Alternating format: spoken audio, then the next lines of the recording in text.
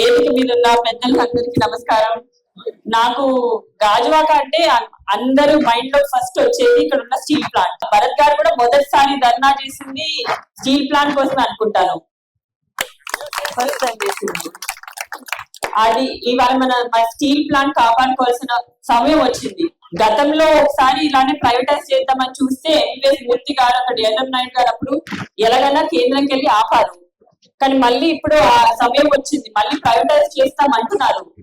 కానీ మనం ఎలాగైనా ఆపాల్సిన సమయం వచ్చింది.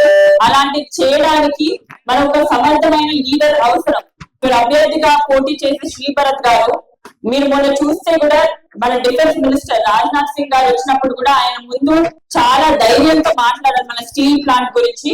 ఆల్మోస్ట్ ఒక 17,000 మంది వాళ్ళ భూములన్నీ త్యాగం చేశారు స్టీల్ ప్లాంట్ కి. వాళ్ళకి ఉద్యోగాలు ఇస్తారన్నారు.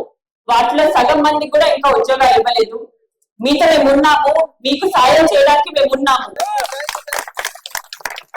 సెంటర్కి వెళ్ళి మన ప్రాబ్లమ్స్ ఏంటో, మన ఇష్యూస్ ఏంటో మాట్లాడే వ్యక్తి మనకు అవసరం. అలాంటి మనిషి భరత్ గారు. మంచి చదువు చదివిన వారు, మంచి అవగాహన ఉన్నవారు. ఈ స్టీల్ ప్లాంట్ ప్రైవేటైజేషన్ అవ్వకుండా చూద్దాము అని కష్టపడే వ్యక్తి. అలాంటి వ్యక్తిని మీరు ఎంపీగా మీరు గెలుచుకుంటారని, మీ విశాఖని గెలుచుకుంటారని నేను ఆశిస్తున్నాను.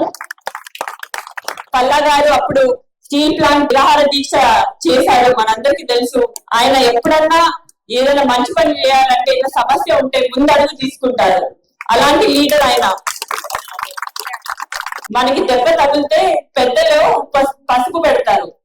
ఇప్పుడు మన రాష్ట్రానికి పసుపు పెట్టే సమయం వచ్చింది. మనం పసుపు జెండా ఎగరేయాల్సిన సమయం వచ్చింది. ఎగరేస్తారా అందరూ? మన ఇద్దరు ఓట్లు సైకిల్ గుర్తుకేసి మన ఎమ్మెల్యే ఎంపీని గెలిపిస్తారని నేను ఆశిస్తున్నాను. ఇంకా ఇక్కడికి వచ్చిన బీజేపీ, జనసేన, తెలుగుదేశ కార్యకర్తలందరికీ ధన్యవాదాలు. మీరందరూ చూసిన ప్రేమ నేను మర్చిపోలేనది. అందరికీ ధన్యవాదాలు. థ్యాంక్ యూ అండి.